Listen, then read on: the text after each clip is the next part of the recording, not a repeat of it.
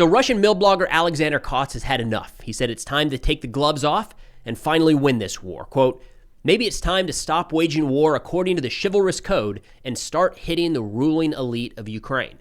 But here's the problem. Ukraine has the initiative on the battlefield right now, not Russia. Russia is constantly adapting, trying to react and respond to new Ukrainian innovations and tactics that are causing damage not just in the war zone, but deep inside of Russian territory itself. In fact, last night, we got a new Ukrainian launch of their FP5 FLAMINGO cruise missiles that impacted 1,500 kilometers inside of Russian territory. That is where the war sits 4 years in. Now, turning to a Russian assessment of this situation and how they're trying to deal with it right now, Rybar said, quote, the armed forces of Ukraine continue to overload all types of air defense systems of the Russian armed forces, which allows them to achieve significant goals, as happened again this week in two ops. A single oil refinery or other factory does not create critical damage to the domestic economy, but the systematic work of the enemy is making itself felt. The door is open. All right, and we talked about this during the coverage of the two ops strikes a couple days ago. The Russian citizens in these areas are getting frustrated. They're saying, does Moscow just not care about us? Why were more air defense assets not surged into this location? How on earth are these major refineries not protected? And in two ops, what we saw was at least three, maybe four Ukrainian strikes in the course of a month where these massive fires would rage. And then as soon as Russia got them under control, about 3-4 hours later, the Ukrainian unmanned systems forces would launch another wave of drone attacks, and a lot of them got through, or at least enough to cause significant damage. And we are seeing that play out over and again all across Russia. The reason for that is that over the course of the last few years, Ukraine has opened the air defense corridors throughout the country. We just got more footage a couple days ago of the Ukrainian unmanned systems forces showing what they did in terms of the elimination of Russian air defense during the month of April, where they said they took out 38 Russian air defense systems, 25 anti-aircraft missile systems, and 13 radar and electronic warfare systems. Throughout this footage, they say they took out 7 Tor missile systems and 5 Tor M2 missile systems. Real quick, so that's 12 Tors, T-O-R. Unknown exactly how many of these Russia has, but for a rough estimate, the International Institute for Strategic Studies says that as of 2005, Russia had 120 Tor systems. So 12 destroyed in April out of an estimated 120 total. 10% reduction in that one system in a month is a problem for Russia. They also talked about 5 Buck systems destroyed, 3 Pansirs. We got, let's see what else here. A Nebo M radar, an S-400 complex radar, a lot of air defense destroyed. They said, quote, successive and regular destruction of air defense systems at the operational level opens up corridors for deepening the strike on military and energy facilities in the swamps. So be it.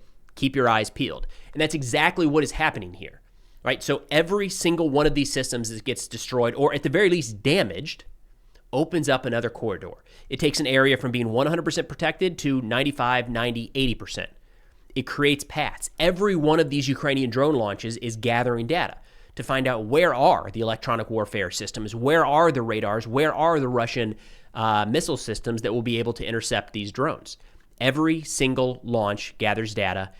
Ukraine iterates on that, and then next thing you know, they're slinging larger and larger munitions through these gaps. Like last night, when they fired the FLAMINGO missile deep inside of Russian territory. Ukrainian President Zelensky said, quote, last night, combat launches of FP5 FLAMINGO cruise missiles were carried out as part of the Armed Forces deep strike operation against several enemy targets, including military-industrial complex facilities in Chebuksary.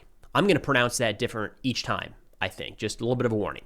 They say the Ukrainian FLAMINGOs covered a distance of more than 1,500 kilometers. The targeted military production facility produced relay production systems, automation equipment, and low-voltage apparatus. The plant supplied navigation elements for the Russian Navy, the rocket industry, aviation, and armored vehicles, all of which Russia is using in their war against Ukraine.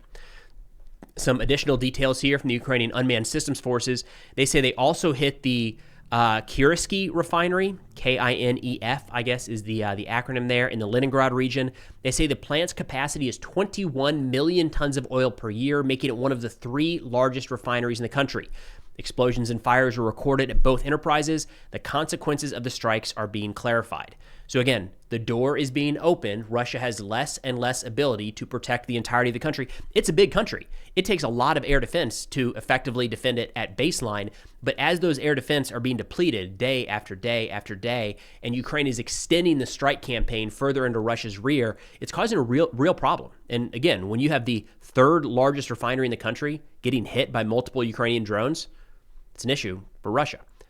Russia analyst here, military informant, said, last night, the armed forces of Ukraine launched at least 5 FP-5 FLAMINGO cruise missiles, which, according to available data, only one reached the plant in the city of Shebeskari.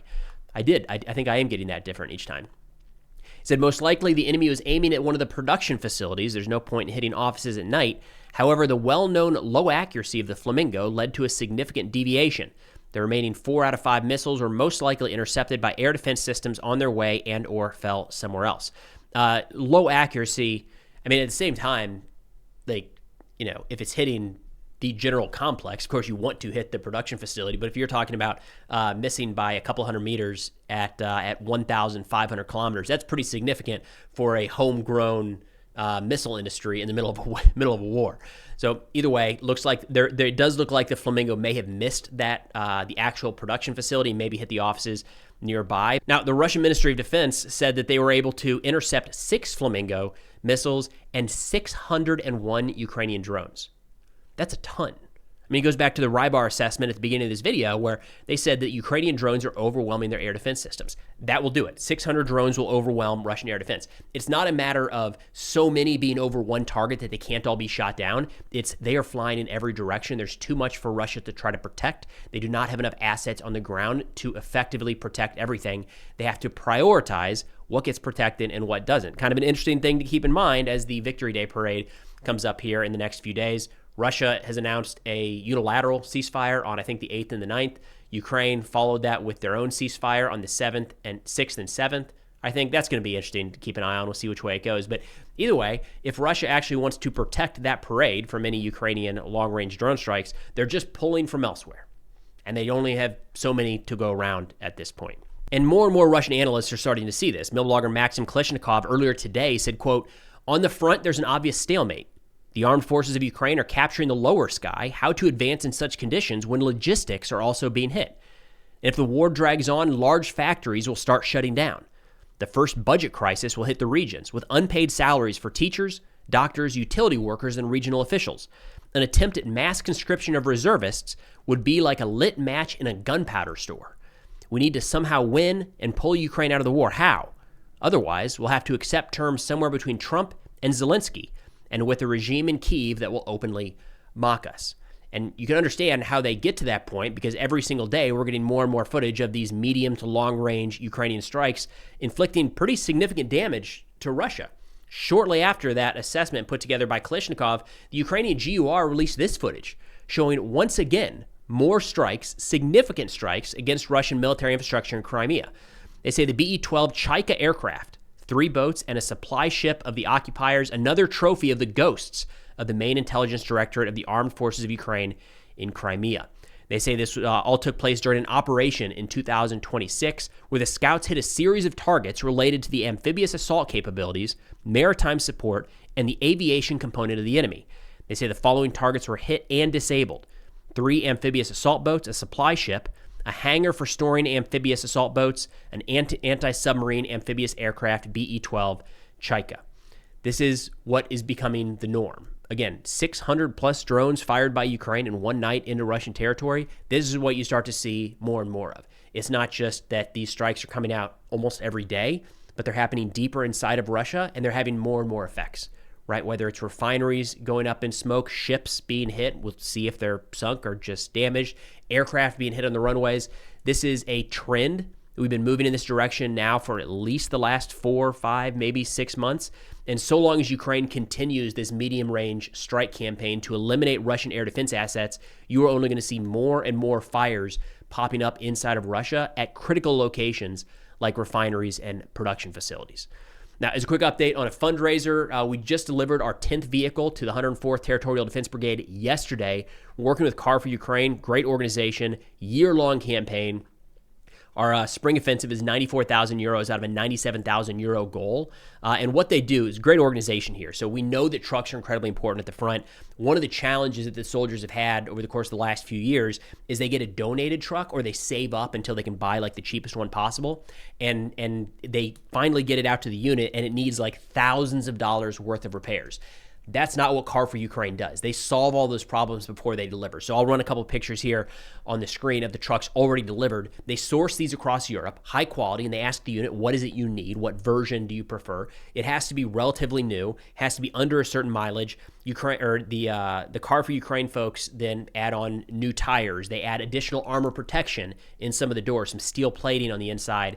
They run it through all the checks and services. So when the vehicle actually gets to the soldiers, it can be put into operational use right away. And there's no risk of this thing breaking down like on their first mission. So there's a reason I've teamed up with Car for Ukraine, incredible organization doing really, really important work. And proud to say that all of us together are well on our way to 35 vehicles delivered this year to the 104th Territorial Defense Brigade. For those interested in able and contributing, that link will be in the pinned comment and description below. But that's all we got for now. Thanks for watching, and we'll see y'all next time.